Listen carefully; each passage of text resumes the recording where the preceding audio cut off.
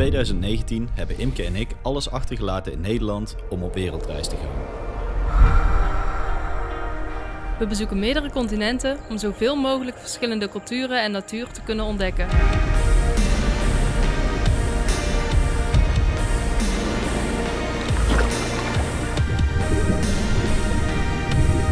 We hebben de allermooiste en leukste beelden gebundeld in deze reisafleveringen. Op deze manier kunnen wij jullie meenemen op reis en hebben wij onze herinneringen vereeuwigd.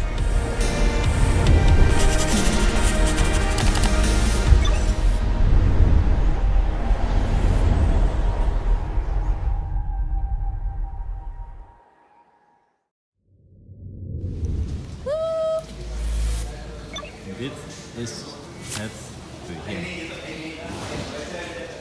Ja, Hoe voel je je? moe? Nee, we hadden net vertraging, dus daar lekker slapen. Maar ja, het gaat nu gebeuren.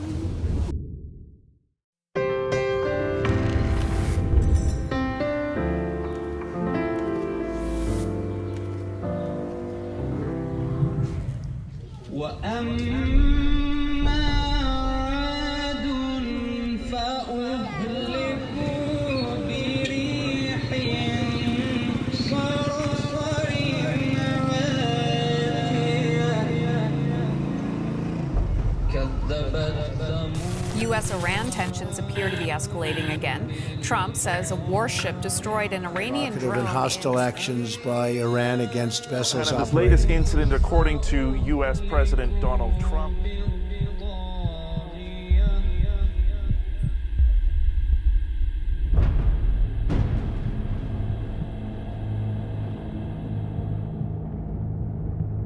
خوش آمدین به ایران.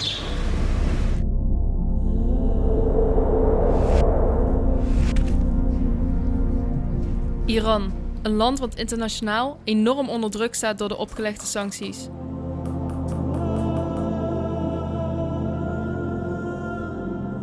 Veel onschuldige mensen zijn slachtoffer van het politieke gedoe. Ondanks alles tonen ze een enorme veerkracht.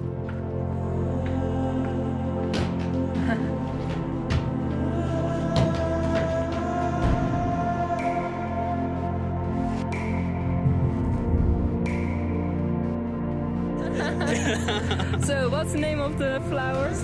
I don't know. Horse flower. Okay. Ironese horse flower. Okay, horse flower. It's very nice. Okay, for you. Thank you. Oh, look at the sunset. It's really nice.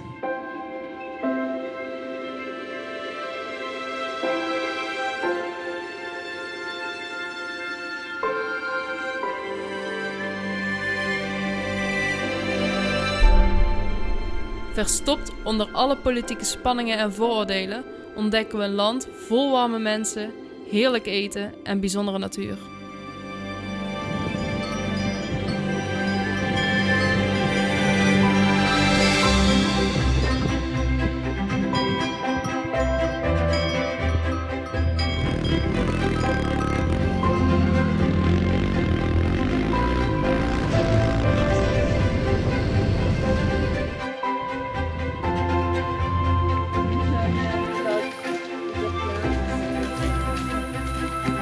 Salam.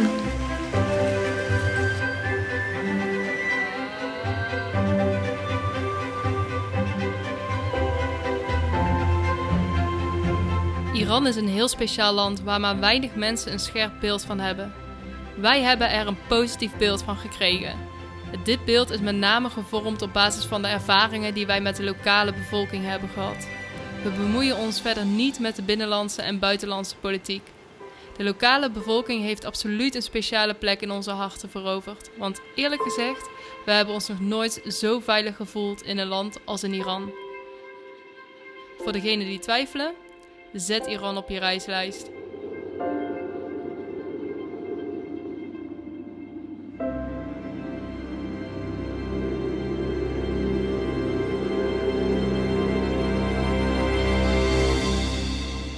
We begonnen onze reis in Teheran, de hoofdstad van Iran. De hosteleigenaresse stuurde ons een foto van de jongen die ons op het vliegveld kwam ophalen. Hij zag de foto, maar was bang dat de tulband en baard ons zou afschrikken. dus stuurde hij een tweede foto op waarop hij heel lief keek. We werden hartelijk ontvangen in het hostel. Ze regelde simkaarten en zorgde ervoor dat we geld konden wisselen zonder afgezet te worden. We kregen aan het einde van ons verblijf een foto met een persoonlijk woordje op de achterkant.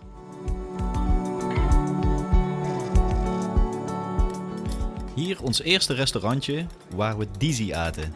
Het is een traditioneel gerecht en de ober liet even zien hoe je het moet eten.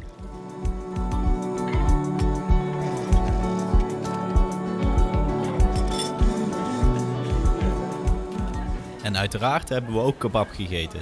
Heel veel kebab. Maar wel even opletten als je een hap neemt, want soms zitten er nog wat stenen van de oven vastgeplakt aan je brood.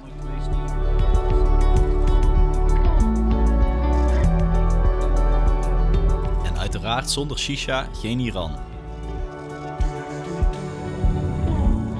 Op straat werden we overal spontaan aangesproken door nieuwsgierige mensen. Ze wilden weten waar we vandaan kwamen en hoe het in Europa is.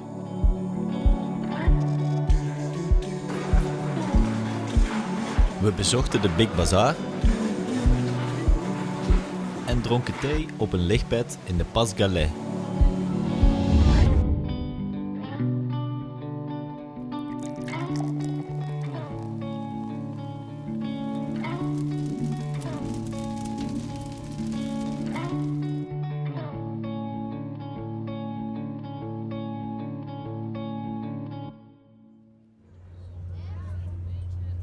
Om van A naar B te komen kan je met een luxe bus reizen. Het zijn hele lange ritten met vaak maar 1 tussenstop. Gelukkig zijn de bussen heel comfortabel en krijg je altijd wel iets voor onderweg. Het is een mooi pakketje. Ja, als jullie het even willen voorlezen wat hier staat. Zo of zo. Of misschien wel zo moeten, maar dat weten we niet. Oké. En dan opnieuw. En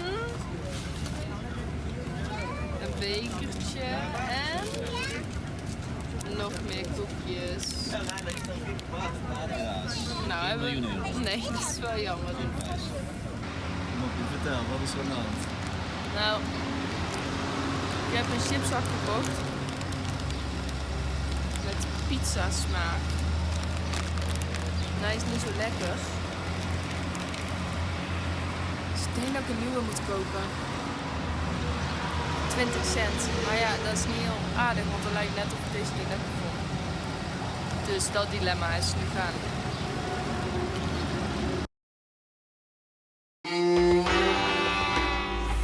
Yazd is een van de mooiste plaatsjes van Iran. Alles is zandkleurig. En achter deze muren vind je prachtige binnenplaatsjes waar je lekker iets kan drinken.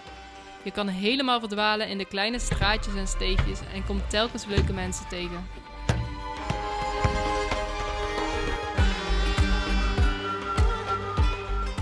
Dit is zo'n binnenplaatsje waar je even lekker iets kan drinken. Even uit de zon, want het is hier soms meer dan 40 graden.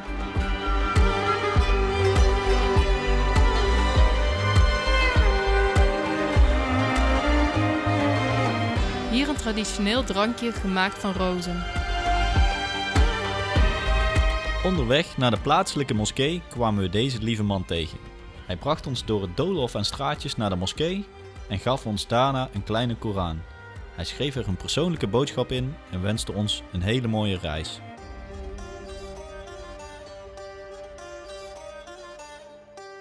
We sluiten de dag af met een diner bij zonsondergang in een rooftop restaurant met uitzicht op de hele stad. Hier heb ik voor het eerst kamelenvlees gegeten. Verrassend lekker.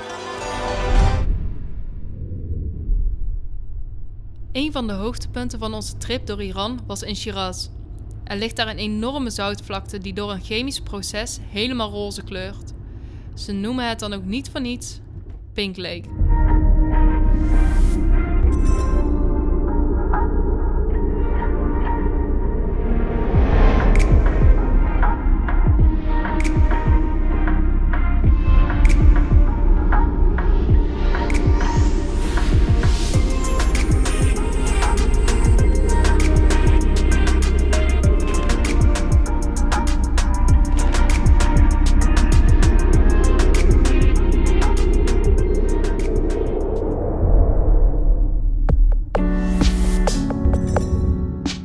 Persepolis is een indrukwekkende ruïne in het zuiden van Iran, destijds onderdeel van het oude Perzië.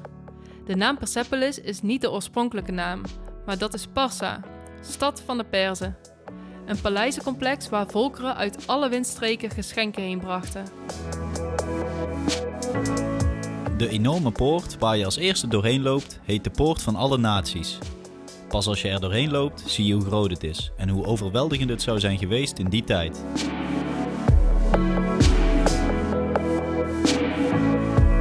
Vandaag de dag is er nog een stukje van deze indrukwekkende geschiedenis te This vinden. one called Persian soldiers and this one called Median commanders. As you see, Persian soldiers has crenate hat, but Median has rounded hat. Medians actually came from... De geschenkenceremonie vond plaats tijdens het Perzisch nieuwjaar, Nowruz, wat nog steeds gevierd wordt op 21 maart. Aan het eind van ons bezoek in de oude stad kwamen we de eerste slang van onze reis tegen. Be careful. Is poisonous? Yes, poison.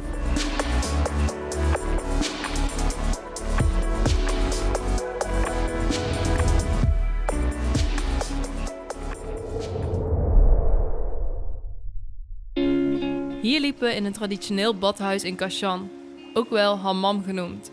We vonden het prachtig, vooral de tegeltjes, vormen en kleuren. Imke kreeg als blonde dame met blauwe ogen heel veel aandacht van de lokale bevolking. Ze werd op straat vaak uitgenodigd om op de foto te gaan. Maar ook hier in het badhuis was Imke één grote attractie. We werden vaak hartelijk uitgenodigd in de prachtige moskeeën. En omdat we een van de weinige toeristen in het land waren, was de beleving erg authentiek.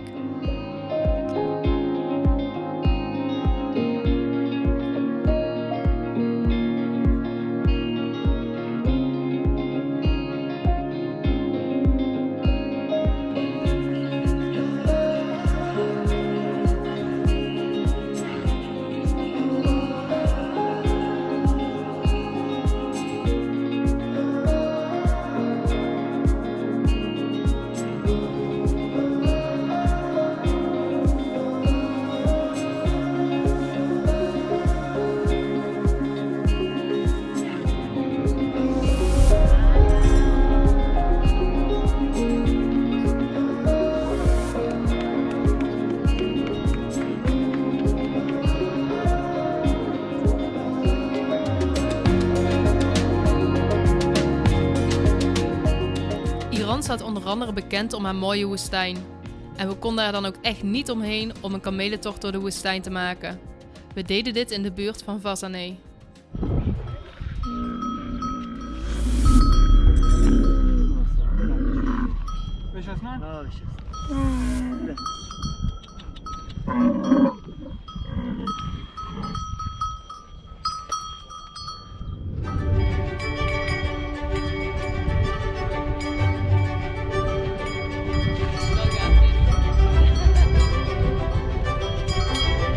Zeg je nu niet meer?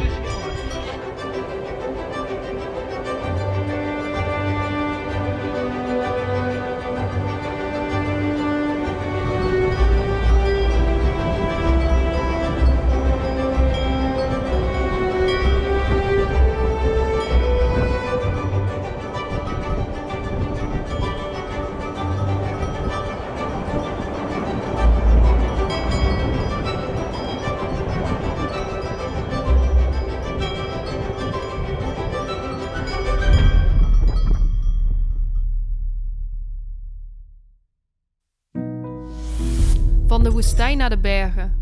Alamut, een bergdorpje waar we bij een super lief gezinnetje verbleven.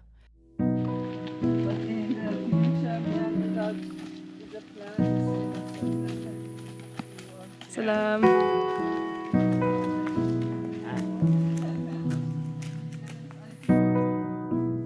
Milad, de eigenaar, heeft zijn ouderlijk huis opgeknapt en omgebouwd om gasten te kunnen ontvangen.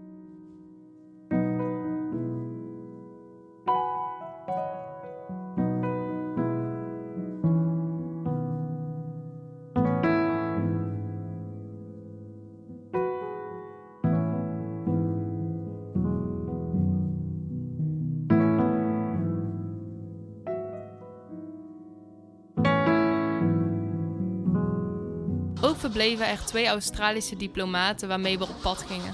En zoals wel vaker verliep niet alles van een leien dakje.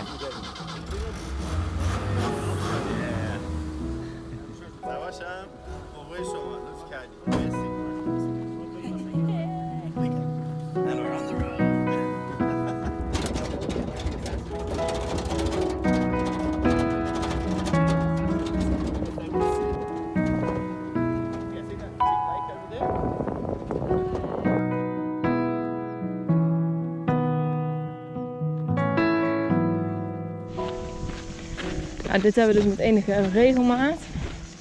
Dat de locals ons in het oog krijgen. En dan toch maar even wachten met doorreizen. Om even ons van dichterbij te kunnen bekijken.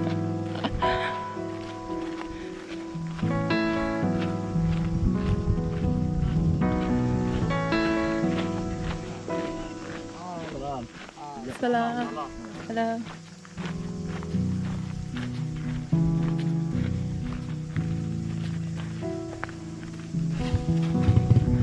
En nu gaat de motor aan.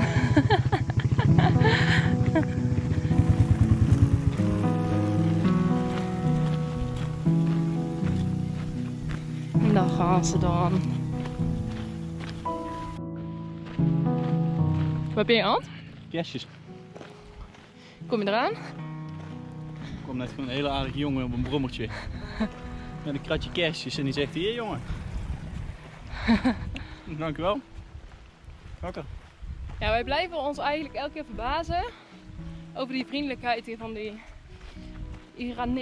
Iraniërs. Want zodra je ze ziet en ze zeggen hallo, ze stoppen en ze bieden je eigenlijk altijd alles aan wat ze in hun handen hebben. Fruit, drinken. En nu op het einde van onze hiketocht komt het eigenlijk wel heel goed uit. Zit het lekker? Heerlijk. Kijk. Kijk.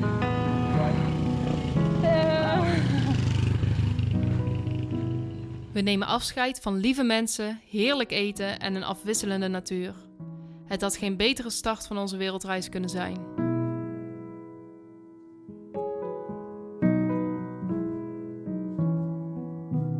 Volgende keer op avontuur in het wilde Kirgizië. Wat gaan we doen? Of iets heel doms, of iets heel dappers.